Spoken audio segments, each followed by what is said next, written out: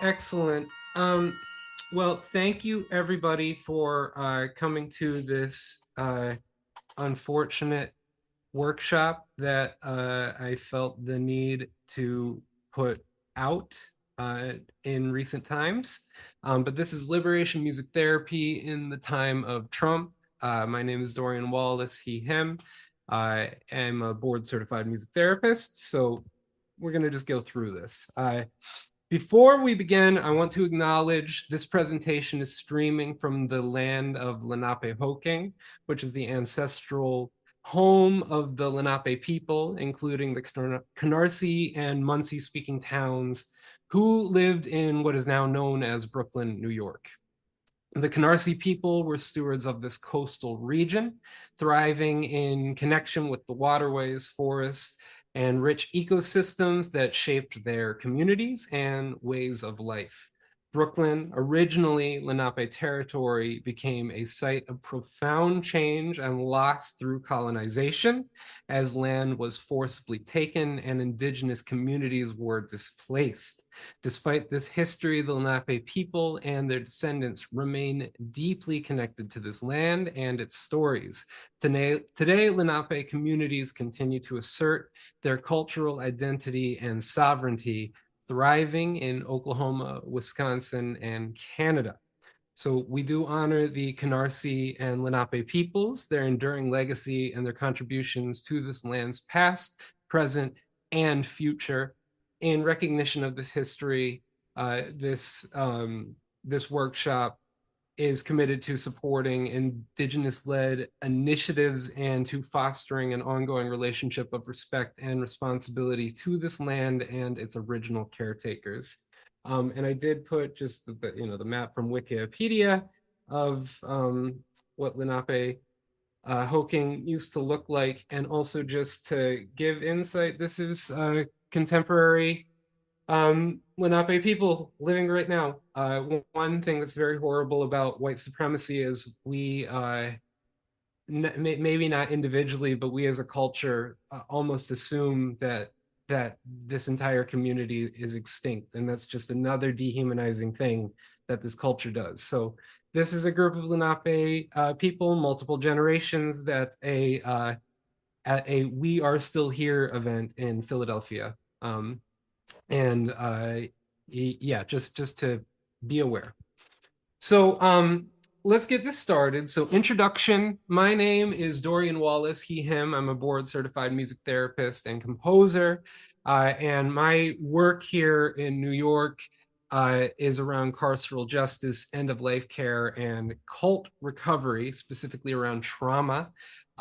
This work has led me into spaces such as prisons, Rikers Island, Crossroads Juvenile Detention Center, as well as hospice care at Calvary Hospice. And I work with communities of survivors of systemic, cultic, and narcissistic abuse. I run a cult recovery group through the Janja Lalich Center for Cults and Coercive Control. My guiding goal is to engage with care responsively, intentionally, and through practices that support healing rather than impose it. Over time, I developed a framework to help navigate these complex spaces with integrity, transparency, and genuine respect. So I am now sharing this framework with other liberation-oriented, trauma-informed practitioners, mental health workers, artists, activists, organizers, facilitators, and all who engage in work that centers on healing and liberation. I'll also just give a little bit of background from my personal experience, and this is not a written thing, but I grew up in a very conservative household in the Midwest of the United States, in Ohio. Um, you know, Republican family, Republican town, just very involved in that environment. I was not politically engaged, but that was the culture I grew up in. And fast forward, ended up going to school for music, ended up dropping out of school, joined the military, US Army. I served in the Army for about 10 years. And within that period of 10 years, I had a very big deconstruction of a lot of just pieces of my life, and have just made a point to go into heavy spaces. My initial work was actually going into hate group spaces and trying to help people de-radicalize and get out of those hate groups. I've worked with Life After Hate, which is a former neo-Nazi organization that they work on getting people who, sorry, they are not a former neo-Nazi organization.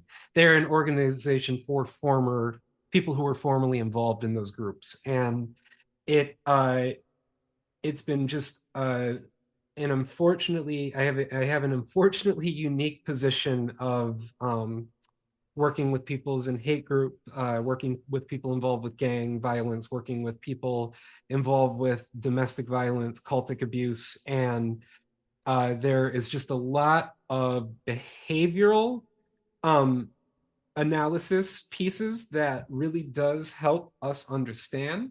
But there's also a lot of more radical and more liberation oriented theory that we don't really apply into our field as music therapists. And so I just wanted to give some foundational stuff and then open it up to a dialogue, which we can keep in the chat if need be, because I think it's really important that we connect with like-minded people, because we're in the middle of a fascist takeover, literally, and we have a particular skill set. And so if we can utilize our skill set in the best, most productive way possible to help as many people as possible while also keeping ourselves and our families safe, then I think we should do that. So let's begin. The first thing we talk about is this is really founded in liberation philosophy.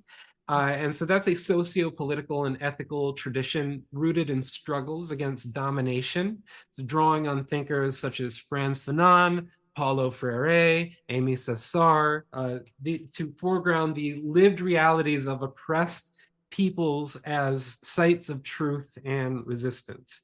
And within liberation philosophy, there's the anti-colonial resistance, which is anytime an invading force came in and there was any kind of conflict against the invading force, that is where this comes from. This is where this starts.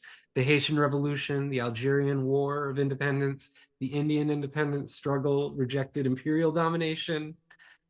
There's also liberation theology, and this goes back to the 1960s, Latin America. There were figures like Gustavo Gutierrez and Leonardo Boff who spearheaded this movement. They utilized Christian teachings to advocate for the poor and resist dictatorships, aligning faith with revolutionary justice. A lot of Marxist theory, a lot of anarchist theory applied through working with the oppressed. There is also decolonial thought and post-colonialism. This is a lot of the best scholarship you're going to find on colonization, as well as understanding how indigenous and local epistemologies engage with one another and how it works with the larger social systems that we may be analyzing. There's also intersectional feminism. This I find to be one of the most important aspects of liberation philosophy, but this was coined by Kimberly Crenshaw. This framework builds on Black feminist thought like Bell Hooks and Audre Lorde, and it highlights how overlapping oppressions shape experiences.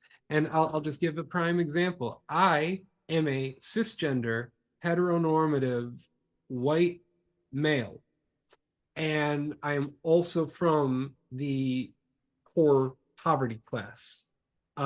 So there are conflicting experiences, and this is how everybody is. We all have these varying degrees of intersectionality, and so it's just important that we study this as mental health workers in this space. Um, there's also critical pedagogy, which is very much famously developed by Paulo Freire in Pedagogy of the Oppressed, 1970. This approach empowers learners to become the agents of change by questioning authority, ideology, and going against what he calls the banking model of education, which is just filling yourself up with info to get a job. It's very much critical of that form of education. And this finally leads us to our home base, which is liberation psychology. This was founded by Ignacio Martin Baró in El Salvador. Just so you all know, RIP, he was murdered by the El Salvadorian army, along with 5 other Jesuit priests slash civics professors, because they were speaking up against why am I brain farting? The status quo. They were speaking up against the El Salvadorian government during the Civil War, and they were executed. But this school of thought, liberation psychology, it was founded by Ignacio Martin Baró, El Salvador, and it challenges traditional psychology's concept of neutrality. It advocates for, instead of collective healing rooted in community, as opposed to individual healing. It advocates for social justice, and it advocates for resistance to authoritarian violence. And there's really 4 core principles within all of these movements and thoughts, but it's praxis, which is the merging of critical reflection with transformative action. There is centering marginalized voices, keeping that at the center of all of our work. There is the critique of power. We must always critique power. It does not mean we always have to disagree with power, but we need to always be skeptical and criticizing it. And we need a decolonial epistemology. So yes, it's extremely important to have the foundations of therapy training that we have. You know, it's important to have HIPAA. It's important to have all of these pieces that we've developed through what we might call Western medicine or Western healing, but we also need to go into other spaces. There are other systems of knowing. There are indigenous knowledge systems that have thousands of years of very well kept information and learning and knowledge and wisdom. And so it's important that we loosen the grip on certain aspects of the human experience. We as the West, we as Western psychology therapy oriented people do not own healing. We contribute to healing, but we do not own healing. So we're going to get into liberation psychology. Liberation psychology is an emancipatory psychological framework that centers oppressed communities and confronts systemic injustice, cultural trauma, and inequality through critical reflection and transformative action.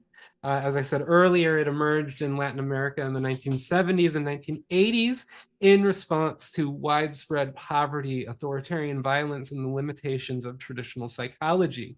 The movement was developed by, as I had mentioned earlier, Ignacio Martin Baró, who worked amid the brutal civil war in El Salvador, deeply inspired by liberation theology, which arose in Latin American Catholic circles in the late 60s to align Christian faith with the struggles of the poor.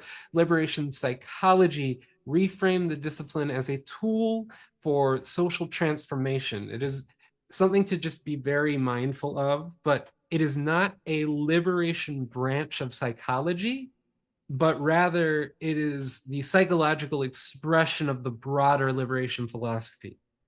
So this is a psychologically informed approach to anti-colonial, anti-capitalist, justice-oriented traditions. And this framework intersects with community psychology. It intersects with various indigenous psychologies. It intersects with various eco psychologies, and uh, this can really form a part of a larger effort to develop a culturally grounded, socially engaged approaches to healing, emphasizing praxis, the ongoing cycle of reflection and action.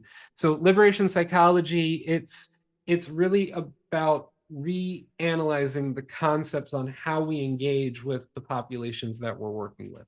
So all of that, all of that to set up to the point on why I wanted to put this up. I've been for a couple of years really been messing with the idea of doing a CMTE on liberation music therapy. This is something that I've been writing about a lot on my Substack. It's something that I apply in my practice as a music therapist, as well as just a person walking through life. But I wanted to introduce you all to the concept of the Praxis Wheel. So this is an activist framework for safe liberatory pathways in creative healing and communal spaces. So the Praxis Wheel, it's a conceptual tool designed to serve as a compass for therapeutic and activist work in real time. So meaning that it offers a guidance for ethical, responsive, and culturally grounded engagement in liberatory practices. So the idea behind this is that we need to remain flexible, but moving forward whenever we are working within any form of oppressed or traumatized communal environment. So this framework, it helps facilitators stay rooted in their purpose, rooted in their direction, while remaining flexible and adaptive to the community's evolving needs. So this is the Praxis Wheel. So you'll notice that it's an 8-spoke wheel with an axis at the center. So at the center of the Praxis Wheel is your axis. So this is your primary medium for engaging in the world. I'm a music therapist and I'm a composer, so music is my axis. But if you're a lawyer, you know, that can be your axis. If you are an alternative healer, that can be your axis. If you're a psychiatrist, that can be your axis. The point is that you're centering something, spiritual companionship, mutual aid, education, therapy, any embodied practice rooted in care, whatever it is, just make sure you are centering that as your access. So you're using whatever your access is to ground yourself and move forward and connecting forward. So a couple of things to think about. The wheel is always in motion. It's adaptive, it's relational, and it's progressive by design. So a few guiding principles. No spoke is more important than another. Each spoke supports and informs the others. And the structure is relational, not hierarchical. So if you have one spoke, the spoke on the exact opposite side, neither spoke is more important than the other. The spoke next to it or the spoke below it, neither is more important than the other. The last piece before we actually get into the Praxis Wheel is to make sure that you always begin with the first spoke, which is the trauma-informed and trauma-sensitive spoke. So let me just say each one of the spokes, and then I'm gonna just do a breakdown of each one, and then open it up to dialogue, however we go about doing that. So this is the first spoke is trauma-informed and trauma-sensitive.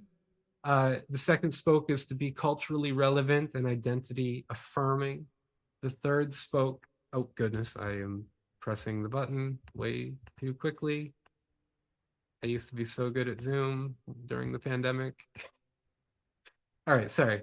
The third spoke, let me do that all again. First spoke is trauma-informed and trauma-sensitive, or being trauma-sensitive. The second is culturally relevant and identity affirming. The third is accessible and nuanced participation. The fourth spoke is empathetic concern and compassionate action. The fifth spoke is embodied mindfulness. The sixth spoke is educational and transformational practices. The seventh is accountability and collective agency. The eighth is liberatory truth, understanding, and justice. So before we get into all of it, the one thing I want to point out is that this is really about building a safe environment first. If you are not trauma informed, you cannot work with any traumatized community and expect any type of healing to take place. If you do not affirm a person by their identity, by their cultural identity in a real way, not you deciding that you've done it, but the person truly feeling supported and seen by you, the facilitator. But to get all there is that I want to point out that the seventh spoke, there is accountability and collective agency. There is, I do think we do have to ask some responsibility from our participants, from the people whom we are serving. But we cannot ask any responsibility from them if they have not been in an environment that's trauma informed, a place in which they are seen culturally and identity, a place that's accessible, a place that is empathetic and compassionate by design, a place that is mindful, a place that then offers educational and transformational practices. Once all of that has happened, then you can expect a person to be a little more in control of some of the behaviors they may do. So let's get into it. The first spoke, trauma-informed and trauma-sensitive. So recognize the impact of trauma on the body and integrate that awareness to foster safety, trust, and grounding. So I am hopeful that the people in this group are keeping up on just what is going on in the world of trauma studies.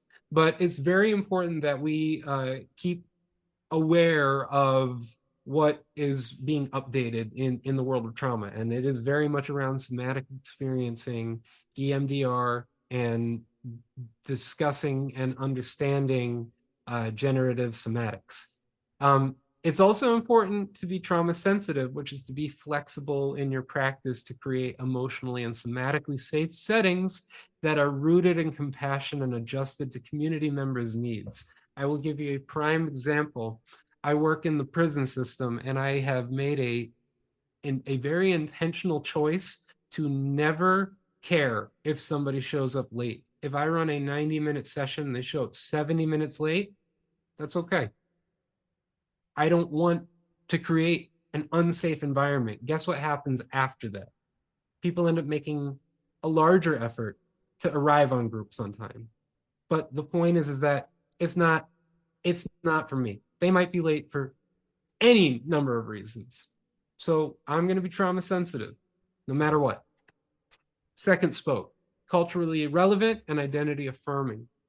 So being culturally relevant is to honor and hold sacred the lived experiences, practices, and values of your community members. Culture emerges from ancestry, from community, relations, shared identities, generational experiences, spiritual traditions. But it's important to be aware that being culturally relevant does not mean seeing somebody for what they look like and thinking you've figured it out. I try to point this out. It can actually be extremely racist to show up to a group, let's say here at Rikers Island in New York City, and bring in Tupac, because that group you may be working with might be 19-year-olds, might be 18-year-olds, 17-year-olds, unfortunately, in some facilities. And they are going to hear Tupac as old person music. That's music that's almost 30 years old. And if I come in and just assume that a group of Black people are going to like this music that is the most obvious music for somebody like me to hear about, that's actually a racist thing to do. And it's not culturally relevant. So you have to actually learn what your community needs are. I'll give one last example. Sorry, let me get into the identity affirming. Identity affirming is to validate each person's unique identities, stay open to differences and new perspectives, prioritize support for the marginalized voices as well as people with quieter dispositions. Sometimes people who are shy are very nervous of speaking up, and it's our job as facilitators to help and assist with that. Give a person an opportunity, not just by, do you have anything to say, but what are your thoughts on this? Something that actually pulls them in. I'm not going to give any examples actually until I get to the end of all of this. So then there's accessibility and nuanced participation. And this is accessibility, be thoughtful in setting areas, tools, and interactions to ensure that everyone can participate comfortably, regardless of ability, experience, or circumstance. Create adjustments when needed. So do not be firm in what your group is supposed to be. And I'm assuming that, you know, I'm realizing that this is a room of professionals, so I'm assuming that that is a piece of it, but this is just to kind of put it into a framework to be fluid in the way we're thinking about it. Then there's nuanced participation, and this is honor diverse ways of engaging, allowing for flexible levels of involvement based on participant needs and capacities. Be mindful of friction. Sometimes friction is healthy. There are moments in the spaces I work where a fight is about to happen seemingly, and it is actually a healthy, bonding, healing moment. And so it's just very important that we are nuanced in our way of engaging. Uh, then there's empathetic concern and compassionate action. Empathetic concern is to recognize, feel, and care about another person or community's lived experience without judgment. I want to point out empathy is after accessibility. Empathy is after being culturally relevant. Empathy is after being trauma informed. The reason for this is that many people in the healing professions, the caring professions, we are empathetic people by who we are. That's one reason we're drawn to this work. But it's extremely important to remember that if we have not made a safe environment for our participants, no amount of empathy is going to matter. But when we're empathetic, we have to do it with intention. And so just making sure that there is an empathetic concern, just being concerned the moment you learn about something or hear about something. And then there's compassionate action, which is to respond to suffering and injustice with deliberate and competent support, competent kindness, competent solidarity to reduce harm and stimulate healing. One thing I try to really emphasize to people, no amount of somatic experiencing exercises or breathing exercises or any of that is going to help a person heal from PTSD if they are living in a space where bombs are going off, like what's going on in Gaza, or if they're living in a place where there are people actively trying to harm them, like what happens at Rikers Island, or they are living in a place and their visa ran out and now a Gestapo it could show up and send them to another country's gulag. So no amount of trauma experiencing is going to heal a person with these other aspects. So there needs to be compassionate action from us because we can, when we have those opportunities, give a little bit of space for compassion just to give a little bit of relief. It's not much, but it is something we have capability as emotion centered healers. Music is very emotionally driven. Um, then there's embodied mindfulness, and this is we have to stay present to bodily sensations, emotional cues, communal dynamics, and just being practice grounded awareness of self and grounded awareness of others. It's important to be mindful. Just sometimes you can say something that just based on race, ethnicity, and social class can be completely interpreted differently. And not being mindful of those things can create unnecessary conflict. So then we get to educational and transformational practices. Educational practices, that is, we're providing intentional activities that support learning, support critical thinking, and the exchange of knowledge. These include awareness of mental health, awareness of trauma. It's good to teach people about the 4 F's of trauma. It's good to teach people about moral injury. As well as giving tools on emotional resilience, examination of systems of power, oppression, as well as liberation. And then there is the transformative practices. And this is where we engage in practices that confront internalized and structural oppression. So we're nurturing equity, healing, and liberation, meaning that if you have a group, this is your space to create that environment. And this can include somatic work, ancestral healing, communication practices, any kind of embodied or relational approach as part of the transformational practice.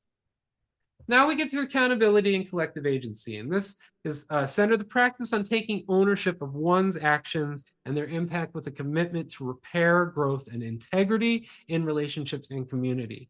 And then collective agency, and this is the shared power. This is keeping each other in check. Shared power to shape decisions, take action, and co-create a future through mutual trust, collective voice, and cooperative effort. There's a very cool organization here in New York. They're based up in Harlem. They're called HALA, stands for How Our Lives Link All Together. They were, I may be slightly off on some of this, but they formed, they were all incarcerated together, the original founders of this nonprofit, and they had a group culture shift where they started to change language. So like instead of saying fuck you, they said thank you. And they just started to be very intentional with each other. And it really started to help just heal the whole dorm at the place they were locked up. I don't know if everybody is now out, but I know that the main guy who runs HALA, his name's Corey Green. He got his PhD in psychology. He's a psychotherapist, and he got it from NYU. And he is very, very, very much focused on teaching street level therapy. They work with the community of Harlem on the street level to work on these very practices on how collective agency can actually impact not only your own healing, but the healing of others. And so then we get to the last spoke, which is liberatory truth and understanding and justice. So liberatory truth is the pursuit of truth that centers on the lived experiences of marginalized peoples, with the dominant narratives may have erased, distorted, or muted. So a liberatory truth is, just to really clarify this, a liberatory truth is not necessarily a scientific truth, but a new understanding, a conscientious awakening, a holy crap, I did not realize this was going on this long, which is something that happened to me when I was in the military. But then there's understanding and justice, and this is the cultivation of in-depth awareness of structural harm alongside a commitment to healing, equity, and collective liberation. And yeah, I'll stop it there, but let's chat. I'm gonna hit stop share. We have 2 options. I can either stop the recording and we just have dialogue, or if people are comfortable, we can keep the recording on. You know what? Would you all be comfortable if I stop the recording now? I think the presentation was fine for that. Sure. Cool. Yeah, I'm gonna do that. Excellent. Okay, well, thank you all for listening, and this machine counts fascist.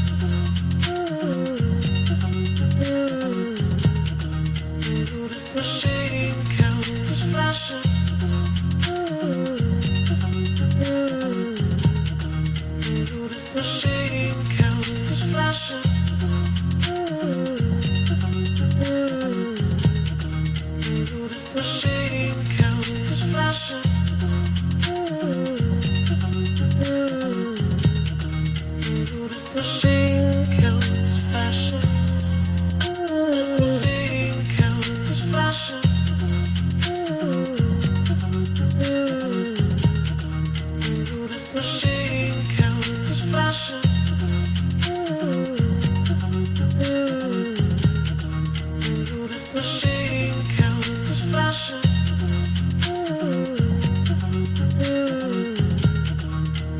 This machine